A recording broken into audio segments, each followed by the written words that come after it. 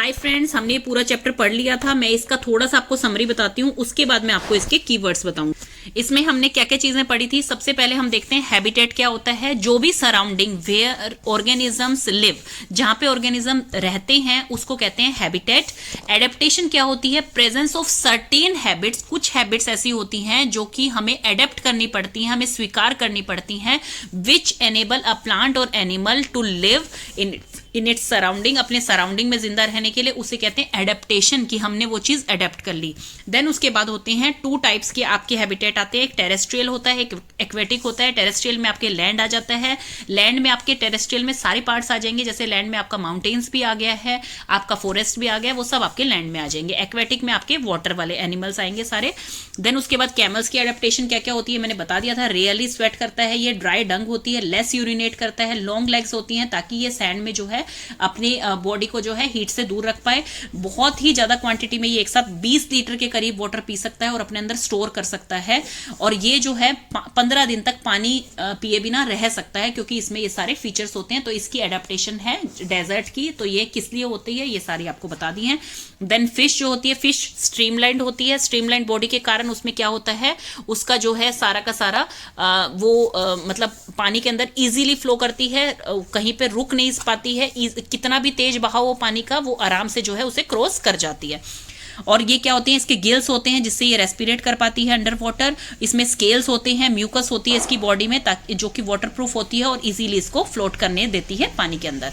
आता है हमारा बायोटिक और अबायोटिक। बायोटिक जो होता है वो लिविंग होता है, एबायोटिक जो होता है वो नॉन लिविंग होता है। नॉन लिविंग में कौन कौन से आएंगे, आपकी सनलाइट आ गई, विंड आ गई, वेदर आ गया, आपका सोयल आ गई, वाटर आ गई, सारे नॉन लिविंग हैं कंपोनेंट्स। और बायोटिक में कौन से होते हैं, प्लांट्स है, एनिमल्स है, बैक्टीरिया है, जितनी भी चीजें हैं, चाहे आपकी काई ही क्यों नहीं है समुद्र में लगी हुई, वो भी आपकी बायोटिक में आती है।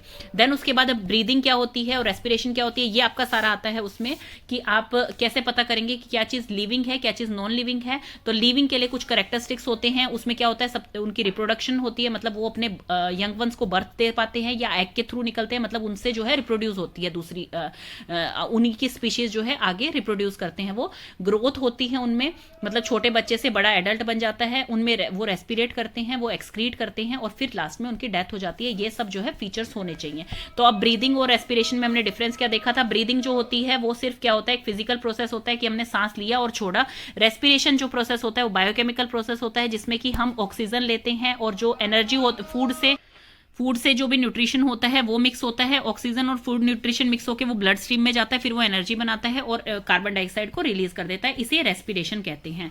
देन स्टिमुलाई क्या होता है, स्टिमुलाई आपका होता है कि कोई भी चेंज जो हो रहा है आपकी सराउंडिंग में, जो कि आपको रिस्पॉन्ड करने पे मजबूर कर रहा है, वो होती है आपकी स्टिमुलाई। जैसे कि आपके कांटा लगा तो कांटा एक स्टिमुलाई है आपके लिए, जिसके लिए आप चीख पड़े। आपने कोई चीज ऐसे देखी, आप सर्कस में गए, आपने वहां जोकर देखा, आप हंस पड़े हैं, तो वो सर्कस का जोकर जो है वो आपके लिए एक स्टिमुलाई है। तो जो भी चीज आपको रिस्पॉन्ड करने पर मजबूर कर दे वो होती है स्टिमुलाई। तो बच्चों ये थे इसका समरी इस पूरे चैप्टर की। अब इसके करते हैं कीवर्ड्स। कीवर्ड्स में एडेप्टेशन मैंने आपको अभी बताया, presence of certain habits which enables a plant और animals to live in its surrounding, उसे एडेप्टेशन कहते हैं। हैबिटेट क्या होती है, surroundings where organisms live is called habitat.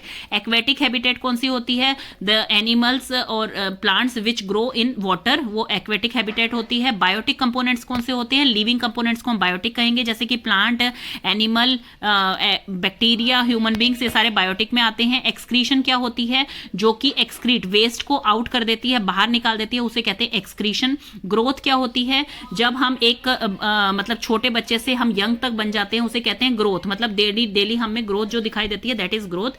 फिर उसके बाद लिविंग क्या होते हैं, लिविंग मैंने अभी आपको बताया, जो बायोटिक होते हैं लिविंग होते हैं, जिसमें की ग्रोथ होगी, वो रेस्पिरेट करेंगे, एक्सक्रीट करेंगे और रिप्रोड्यूस करेंगे और फिर उनकी डेथ हो जाएगी, उसे कहते हैं लिविंग। देन उसके बाद है रिप्रोडक्शन। डेथ होने के बाद वो लिविंग नहीं रहेंगे बच्चों, पर ये एक प्रोसेस है कि जो भी पैदा हुआ है वो मरेगा जरूर, तो ये भी एक जो है उसका स्टेप ही है आपके लिविंग होने का। देन है रिप्रोडक्शन। रिप्रोडक्शन क्या होता है, मतलब रिप्रोड्यूस करना, give birth to young ones, उसे रिप्रोडक्शन कहते हैं। रेस्पिरेशन क्या होती है, it's a biochemical process where we get energy is a respiration. Breathing is a part of respiration. Stimulus क्या होता है, changes in our surrounding takes place that makes us respond to them is called stimulus. तो ये सब चीजें हैं, summary मैंने आपको पूरी बता दी है इस चैप्टर की।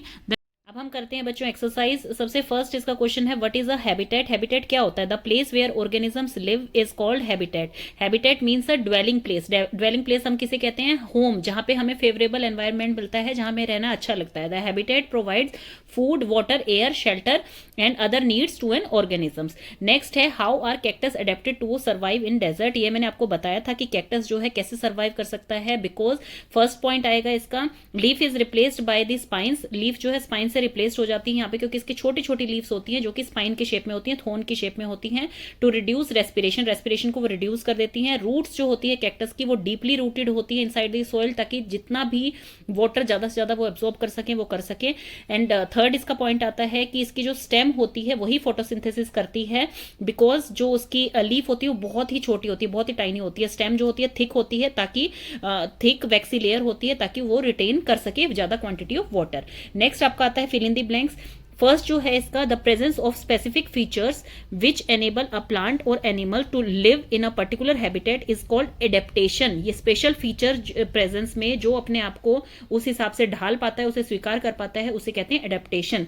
सेकेंड इसका आता है the habitat of plants and animals that live on land are called terrestrial animals. ये टेरेस्ट्रियल हैबिटेट, सॉरी, ये टेरेस्ट्रियल हैबिटेट है जो कि प्लांट और एनिमल जो कि लैंड पे रहते हैं। The habitat of plants and animals that live in water are called aquatic habitat. Aquatic habitat आएगा इसमें। देन है soil, water, air are the dash factor of a habitat, means ये अबायोटिक फैक्टर हैं। Changes in our surrounding that makes us respond to them are called stimuli, और stimulus भी कह सकते हैं, इसे स्टिमुलाई कहेंगे यहाँ पे। नेक्स्ट क्वेश्चन है आपका which of the following things is the following list are non living. Non living क्या है? प्लो, सबसे पहला जो हल होता है आपका वो नॉन लिविंग थिंग है। देन सुइंग मशीन आपकी नॉन लिविंग है। रेडियो आपका नॉन लिविंग है। बोट आपकी नॉन लिविंग है। एंड वाटर नहीं, फिर उसके बाद कोई नहीं है, वाटर मैंने अलग से देख लिया था, बाकी सारे जो है लिविंग में आएंगे।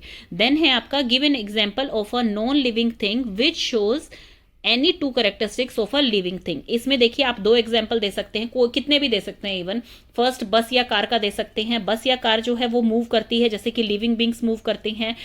उसको भी एनर्जी चाहिए होती है अपना काम करने के लिए, जैसे लिविंग बींग्स को चाहिए होती है। या आप इसमें एग्जाम्पल दे सकते हैं क्लाउड का। क्लाउड जो होता है वो ग्रो करता है, छोटे से बड़ा हो जाता है। क्लाउड जो है वो मूव करता है, लेफ्ट से राइट जा सकता है। तो आप इसमें दो कोई भी एग्जाम्पल दे सकते हैं। इसमें 1 पूछा हुआ है, चाहे आप क्लाउड का दीजिए चाहे आप बस का दीजिए।